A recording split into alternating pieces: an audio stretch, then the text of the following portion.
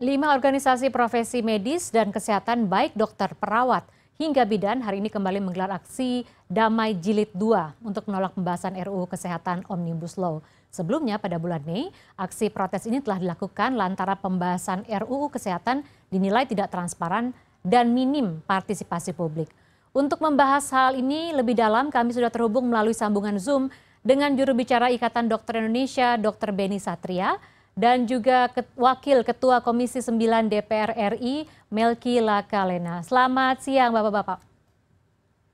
Selamat siang. Selamat siang. Ya, untuk pertama saya akan ke ID dulu nih dengan Dr. Beni. Setelah aksi pada 8 Mei lalu, mengapa sampai aksi Damai Jilid 2 hari ini ada begitu, Pak? Apakah aspirasi dari aksi damai pada bulan Mei lalu tidak mendapatkan tanggapan atau seperti apa? Ya, tentu aksi kita hari ini. Karena memang aksi kita pertama di tanggal 8 Mei 2023, sepertinya juga tidak mendapatkan apa yang kita inginkan, bahwa pembahasan itu masih tetap dilakukan tanpa melibatkan. Sampai hari ini, Undang-Undang 29 2004, 36 2014 tentang tenaga kesehatan, termasuk juga 38 2014 tentang keperawatan, itu masih existing dan masih berlaku. Artinya organisasi profesi resmi yang belum dicabut dan dinyatakan tidak berlaku itu masih ID, PDGI, PPID, dan IAI. Kita sama sekali tidak dilibatkan secara intens membahas substansi isi pasal. Sehingga kita perlu kemudian melakukan aksi lanjutan hari ini, Mbak. Baik, lalu poin apa saja, Dr. Beni, yang menjadi sorotan yang menimbulkan pro kontra? Ya, seperti aksi kita sebelumnya, bahwa kita menginginkan transparansi sesuai dengan Undang-Undang 13 2022, bahwa selain public hearing, kami sangat berterima kasih Kementerian Kesehatan, walaupun ini adalah hak inisiatif DPR, tetapi Kementerian Kesehatan kemudian melakukan public hearing.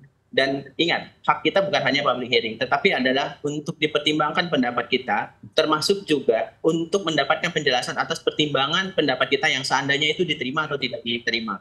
Nah, proses transparansi ini yang kita inginkan, karena sampai hari ini apakah ada perubahan ataukah tetap dengan isi substansi yang lama, atau memang seperti apa yang sampai ini kita tidak mendapatkan penjelasan baik dari situs dpr.go.id ataupun dari pihak-pihak yang lain. Baik, Pak Melki, mohon tanggapannya. Adakah tanggapan DPR terkait hal ini? Benarkah bahwa pembahasan ini tidak transparan seperti itu, Pak? Pak Melki? Pak Melki, kami tidak mendapatkan... Halo? Ya. Sudah dengar? Ya, kami sudah bisa mendengar sekarang suara Bapak. Okay. Pak Melki, kami ulangi kembali. Apakah tanggapan DPR terkait hal ini? Baik, Pak. Ya, pertama, sejak pembahasan di Badan Legislasi, itu seluruh pihak sudah diundang untuk memberikan masukan terhadap materi RUU Kesehatan ini. Jadi pembahasan awal itu atau penyusunan awal itu kan dibuat di Badan Legislasi. Kemudian setelah dari Badan Legislasi itu selesai, setelah melibatkan berbagai pihak, termasuk juga dari teman-teman dari OP, pemerintah juga diundang, Pemda diundang, semua asosiasi kesehatan diundang, para LSM ataupun para aktivis di bidang kesehatan juga diundang. Intinya adalah setelah selesai dari penyusunan di Balek, kemudian dibawa ke paripurna, lalu diputuskan untuk dibahas di Komisi 9. Nah, waktu dibahas di Komisi 9 juga itu, kami juga sejak awal, walaupun tidak harus lagi melakukan, karena sudah pernah dibuat di Balek, kami dengan sengaja untuk Komisi 9 itu mengundang semua pihak lagi.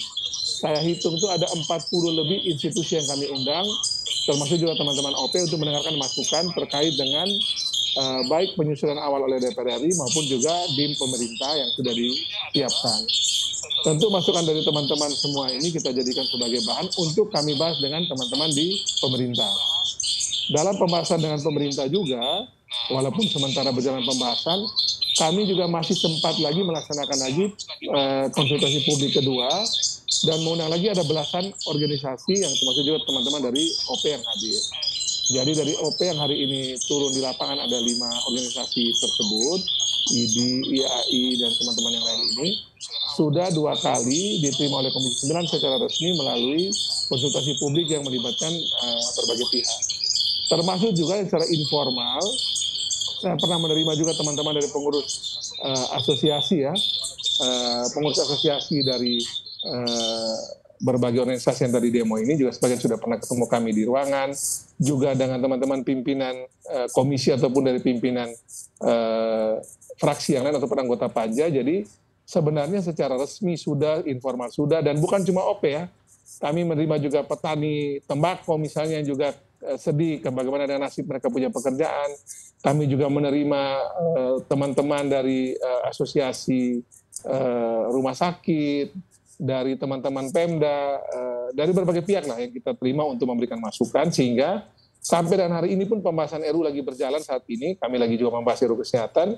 Tetap juga masih ada berbagai pihak yang boleh datang menyampaikan masukan dan juga boleh untuk mendiskusikan berbagai progres pada saat pembahasan ini dengan kami di lapangan. Jadi sebenarnya kami terbuka baik secara kelembagaan, baik per fraksi maupun per anggota panja, dan itu yang kami sampaikan kepada seluruh pihak yang kami undang ke Senayan bahwa jangan cuma maksimalkan forum formal, tapi informal juga silakan dekati anggota panja yang juga semua bisa diakses, dan selama ini juga tidak ada kendala dalam soal komunikasi kami dengan semua pihak, termasuk dengan teman-teman OP sebenarnya. Ya, baik Pak Melke sebutkan ada 40 institusi, kemudian belasan organisasi sudah dilibatkan. Tapi tadi Pak Beni mengatakan tidak ada transparan, dan ini sepertinya salahnya di mana Pak Beni? Tidak menerima undangan itu atau seperti apa? Ya, seperti yang kami sampaikan tadi, sampai hari ini kita berdiskusi, organisasi profesi yang ada saat ini yang masih diakui di Undang-Undang 21 ini adalah satu profesi yang resmi. Sementara OP yang dimaksud atau LSM yang dimaksud adalah tidak jelas legal standing-nya seperti apa. Tentu kami yang lebih memiliki kewenangan karena undang-undang masih mengakui sampai saat ini organisasi profesi dokter adalah ITI, untuk dokter gigi adalah PDGI, dan apoteker adalah IAI. Bukan kemudian mengundang oknum-oknum atau mungkin pengurus yang mungkin tidak memiliki legal standing yang jelas. Nah, ini yang kemudian kami kecewakan. Kenapa? Karena beberapa masukan yang kami sampaikan tadi, termasuk isu-isu tentang bagaimana perlindungan data pasien secara genome sequencing, termasuk juga bagaimana peran pemerintah di dalam menyediakan fasilitas pelayanan kesehatan, bukan akses fasilitas pelayanan kesehatan. Tentu penambahan akses akan menjadi sangat kontroversial dengan penyediaan fasilitas pelayanan kesehatan. Seperti contoh, saat ini kita punya 3.080 rumah sakit di Indonesia, yang 67% itu adalah rumah sakit swasta. Peran pemerintah di sini yang harusnya dimaksimalkan, termasuk tidak mendapatkannya penjelasan kenapa undang-undang existing saat ini di 9 undang-undang, yaitu di undang-undang praktek kedokteran, termasuk juga di 9 undang-undang yang sudah mengatur itu harus dinyatakan dicabut dan tidak berlaku, termasuk hilangnya dan usulan pemerintah di dalam BIM menghapuskan kewajiban pemerintah di dalam APBN 10%, yang itu kemudian dihilangkan. Hak masyarakat atas anggaran kesehatan yang harusnya itu jelas secara tegas disebutkan harus memberikan kepastian hukum kepada penerima fasilitas pelayanan kesehatan, khususnya masyarakat. Dalam hal ini kami belum mendapatkan penjelasan kenapa itu harus dihapuskan dan dinyatakan tidak berlaku. Termasuk juga dengan bagaimana dengan standar profesi, standar etik, yang nanti akan sangat banyak dimultibarkan. Artinya belum ada kepastian pemberian terhadap satu organisasi profesi yang disebutkan. Jadi ini yang kemudian kami pertanyakan dan ini yang kami perjuangkan. Bagaimana kepastian terhadap penerima fasilitas pelayanan kesehatan atas pelayanan dokter dan dokter gigi, tenaga kesehatan yang mungkin tidak memiliki etik dan moral yang tinggi, tidak memiliki kompetensi, atau yang dilakukan itu tidak memiliki evidence base yang benar. Ini yang ingin kami diskusikan sebenarnya, Mbak. Ya, artinya Anda juga ingin menegaskan bahwa dari sekian banyak organisasi yang dilibatkan, IDI tidak termasuk di dalamnya ya Pak ya? Ya. Baik, tanggapannya Pak Melki. Nah ini yang saya kira masih harus diluruskan ini. IDI diundang sejak dari penyusunan di Balek. Public Hearing dan pemerintah diundang. Di Komisi 9 sendiri resmi sudah 2 kali ya. Resmi sudah 2 kali IDI diundang. Bahkan IDI daerah pun juga ke tempat kami terima. Bahkan orang per orang pun sebagai dokter pribadi pun juga kami terima. Jadi sebenarnya ruang komunikasi semacam ini sangat terbuka. Dan gini, substansi yang dibahas itu sebenarnya bisa muncul dari mana saja. Dan ini era sudah, ya sebenarnya sudah dibahas di Komisi 9 sebenarnya. Jadi setiap orang bisa memberikan masukan, tentu tetap kita menghormati teman-teman dari organisasi profesi sebagai yang resmi hari ini, dengan juga tetap tidak akan kita mengurangi hak dari setiap orang juga untuk memberikan pendapat, sehingga terkait substansi yang dibahas ini, seluruh pihak boleh memberikan masukan untuk perbaikan pelayanan kesehatan di negeri ini. Yang kedua juga terkait dengan substansi yang disampaikan, kami pastikan bahwa liberalisasi politik, liberalisasi kesehatan tidak terjadi. Kami pastikan bahwa kriminalisasi yang disampaikan tadi itu juga kami jaga dengan baik agar teman-teman nakes ini, teman-teman tenaga medis ini, para dokter juga itu, benar seperti tadi Pak Dirjen sampaikan, sejak di pendidikan sampai dengan ketika dia bekerja itu juga dilindungi dengan semaksimal mungkin. Bahkan kami juga meminta penyesuaian dari beberapa catatan dari kepolisian sama teman-teman dari kejaksaan agar untuk tenaga medis sama tenaga kesehatan juga itu diperlakukan dengan imunitas terbatas. Itu bisa saya sampaikan terbuka di sini ya. Kami meminta kepada teman-teman dari Mabes Polri dan juga Kejaksaan untuk juga kita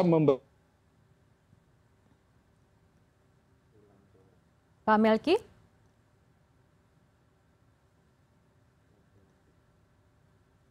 Majelis etik dan majelis disiplin di internal masing-masing organisasi kesehatan kita ya.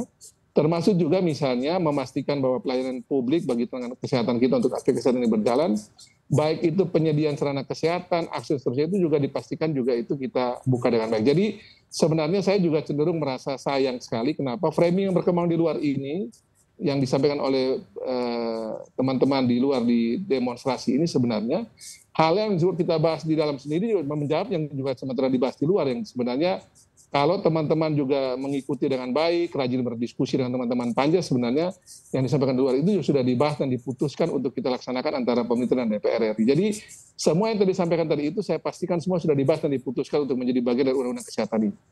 Baik, Pak Melki menegaskan bahwa memang ID sampai ke daerah juga sudah dilibatkan, walaupun tadi Pak Beni mengatakan tidak pernah dilibatkan. Lalu apakah nanti ke depannya ada rencana untuk membuka ruang diskusi dengan 5 organisasi profesi dan juga Kemenkes terkait pembahasan RUU ini ke depannya, Pak Melki? Setiap hari, sebenarnya setiap hari kan kami membuka diri. Anggota panja ini kan bisa dikontak dan berkomunikasi dengan semua pimpinan OP yang ada. Saya juga di WA sama Dr. Adib sebagai ketua umum ID juga biasa aja komunikasi kami. Sama Dr. Sami juga biasa aja. Jadi saya kadang-kadang bingung karena yang disampaikan di luar itu seolah-olah kayak macet komunikasi. Saya pun juga bisa komunikasi dengan semua teman-teman ketua umum OP itu dengan mudah. Semua ketua umum OP yang demo hari ini itu kami sama-sama dulu terjun ketika COVID bareng-bareng gitu. Yang saya bingung justru ketika pembahasan undang-undang ini kenapa kok komunikasinya jadi macet gitu. Saya terus terang rasa sayang aja karena handphone saya bisa diakses, handphone semua pimpinan komisi bisa diakses, handphone semua ketua Poksi dan Panja bisa diakses. Semua teman-teman pimpinan OP ini dulu kami sama-sama urusan COVID itu bareng-bareng. Jadi saya tuh sayang sekali kenapa justru kayak pembahasan kayak begini, kenapa komunikasi kita normal-normal aja kenapa dibilang sulit. Itu yang kami terus terang sayangkan karena daripada demo di luar sana kan bisa datang tiap hari, bila perlu datang tiap hari ketemu Komisi 9 untuk bisa menyampaikan gagasan-gagasan. Kan kami terbuka diri. Ini saya aja baru terima ada orang datang menyampaikan aspirasinya. Barusan selesai kemudian saya bisa gabung di acara TV ini. Jadi semua orang bisa datang ke sini ketemu kami dan memberikan aspirasi tanpa kecuali. Mau dari OP ataupun dari anggota dari mana saja yang punya masukan yang bagus akan kami terima. Jadi bagi kami prinsipnya adalah dari mana saja orangnya, siapa saja orangnya, yang penting dia punya concern dan punya ide yang baik tentang undang-undang ini, kami akan terima dan akan kami bahas dengan pemerintah untuk kami putuskan bersama, tanpa kecuali. Tanggapannya Pak Beni? Baik, terima kasih Pak Melki. Jadi sebenarnya yang kami kritisi adalah bukan komunikasi dengan anggota Dewan, karena kami juga melakukan komunikasi dengan pemerintah, Kementerian Hukum dan HAM, termasuk juga kepada Menko Polhukam, termasuk juga beberapa teman-teman di Komisi 9, termasuk Pak Melki sendiri, benar.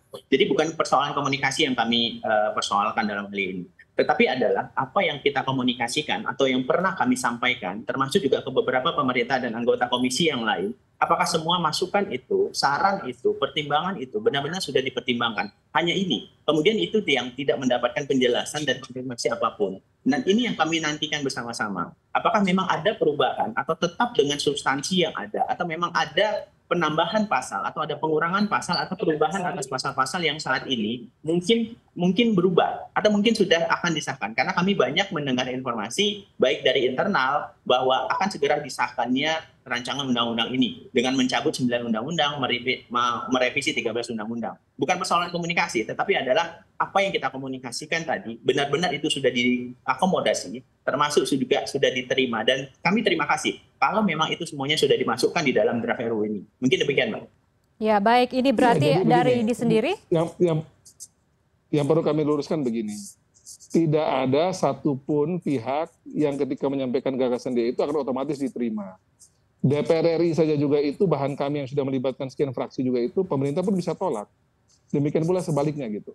Jadi sebenarnya kekuatan dari aspirasi dan gagasan yang disampaikan itu akan sangat menentukan muatan-muatan itu bisa masuk dalam undang-undang ini. Itu yang tadi saya sampaikan tadi, bahwa apabila memang teman-teman dari OP dan siapa saja lah yang ingin punya pikiran terbaik perbaikan pelayanan kesehatan di negeri ini ya, karena kita bisa berbicara dalam berbagai aspek ya.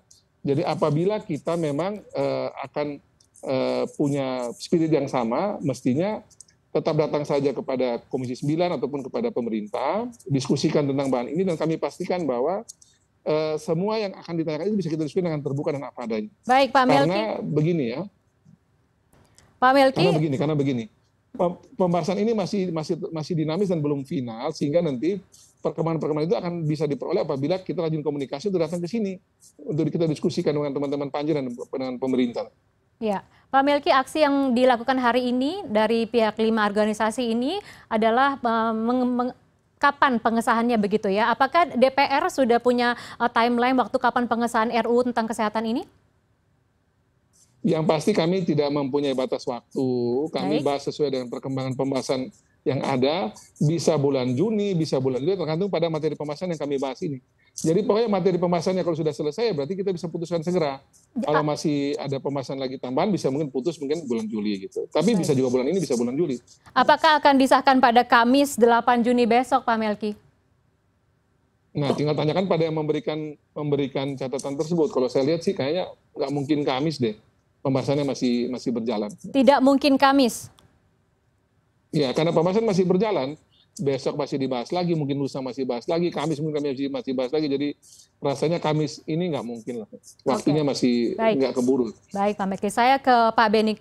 Benarkah akan ada aksi stop pelayanan jika RUU Kesehatan dilanjutkan, Pak Beni? Itu masih menjadi diskusi internal kita ya. Tapi kembali lagi kami sangat berterima kasih. Kami memang memahami bahwa apa yang kami sampaikan, baik itu diterima atau tidak diterima. Yang kami inginkan adalah penjelasan atas tadi beberapa saran pertimbangan yang sudah kami lakukan. Tetapi kita sama, karena kami yang memberikan pelayanan kesehatan langsung di lapangan. Perbaikan atas pelayanan kesehatan, termasuk juga kewajiban pemerintah tadi. Kewajiban pemerintah, negara sudah mengatur di dalam Undang-Undang Dasar 1945-28 adalah negara bertanggung jawab untuk menyediakan fasilitas pelayanan kesehatan dan fasilitas pelayanan umum yang layak, bukan menyediakan akses. Ini yang substansi-substansi yang seharusnya memang perlu berhati-hati dan tidak perlu tergesa-gesa untuk membahas hal ini karena kami menilainya tidak ada urgenitas dalam hal ini. Termasuk juga amanah undang-undang yang saat ini existing sudah sangat tegas memberi kepada Menteri Kesehatan untuk merevisi dan mengeluarkan peraturan-peraturannya untuk perbaikan. Kembali lagi semangat kita adalah untuk perbaikan pemberian hak pelayanan kesehatan. Jangan sampai masyarakat itu mendapatkan pelayanan kesehatan yang tidak standar, yang tidak bermutu. Tentu pembinaan pengawasan tidak hanya peran pemerintah dalam hal ini, tetapi organisasi profesi juga memiliki peran di dalam melakukan pembinaan pengawasan dan itu seharusnya disebutkan secara tegas di dalam undang-undang. Mungkin demikian. Ya, yang terakhir Pak Beni, apakah permintaan dari 5 organisasi ini sudah final stop pembahasan RUU Kesehatan atau seperti apa? Masih bisa di-bargain gitu? Halo? Halo? Kita sudah final, terima kasih. Bang, saya dilanjut dulu, lagi turun. Apa gimana, Pak Beni? Kita sudah final. Oke, Bang. Saya Sudah final. langsung turun, Bang. Baik. Reception. Oke, Bang. Pak Melki, Anda masih bersama kami? Baik, Mbak. Jadi kalau menurut saya begini, terkait dengan soal aspirasi itu jangan dipadankan dengan demo teman-teman ataupun mogok seperti itu. Kami ini kan juga dulu aktivis ya, jadi kayak begini itu menurut saya gini, aspirasi ini kan kecuali kami ini kan bersifat menahan atau menutup diri ataupun ingin menutup diri dan semacam itu. Daripada teman-teman demo dan itu juga menimbulkan pro kontra lagi di lapangan, menurut saya lebih baik teman-teman mengutus perwakilan ke Panja ngobrol di sini daripada kemudian kan intinya kan mau kepingin ini masuk dalam RUU Kesehatan kan.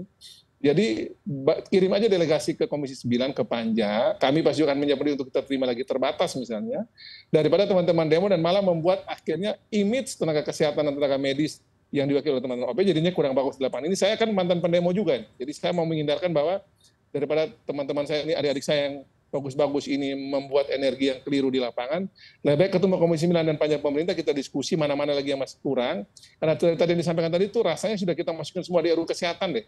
Daripada kan demo di luar ternyata sudah kita masukkan kan sayang nih. yang di demo apa, ternyata sudah dimasukkan. Kan sayang, jadinya buang energi. Lebih baik utus delegasi ke Komisi 9 dan pemerintah, kita diskusikan, dan tidak perlu pakai acara ancam-ancam mogok lagi. Jadi malah jadi jelek image dari tenaga kesehatan karena kita membuat masyarakat rugi. Gitu. Jadi tak perlu demo, nggak perlu lagi turun lapangan. Menurut saya kirim aja delegasi ke rapat panja dan pemerintah ini, kemudian diskusikan apa-apa poin-poin lagi yang kira-kira masih kurang, kita bisa bahas dengan tenang, nggak perlu lagi demo dan mogok seperti itu. Baik, terima kasih Pak Melki Lakalena, Wakil Ketua Komisi 9 DPR RI, dan juga ada juru bicara Ikatan Dokter Indonesia, Dr. Beni Satria, telah bergabung bersama kami. Selamat malam Bapak-Bapak. Selamat malam.